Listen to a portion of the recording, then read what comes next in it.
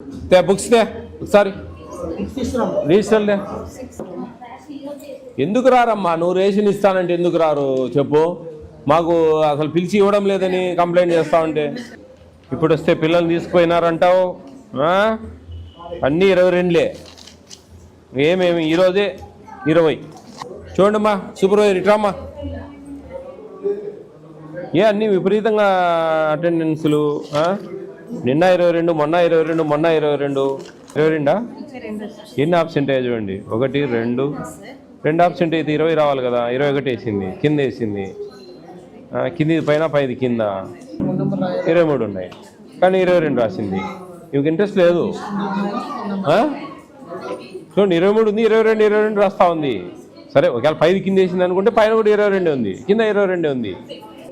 Attendance సరిగా లేదమ్మా. టోటల్గా 25 ఉన్నారు ఇక్కడ.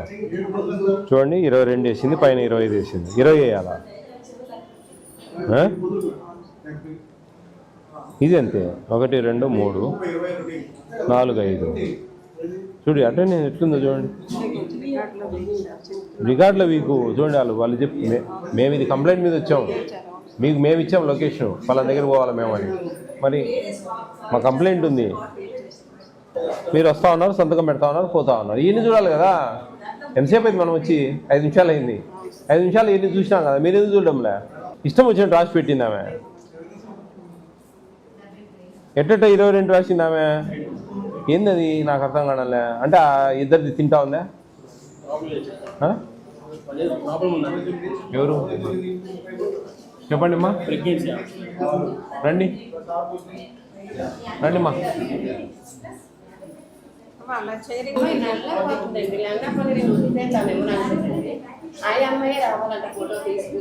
ఎందుకమ్మా అంత కండిషను?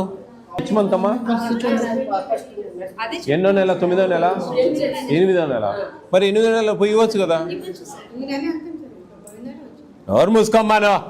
తెలివి లేదు కొంచెమన్నా నీకు. ఏం పెద్ద లాడ్ అనుకుంటాడా నువ్వు? ఈడ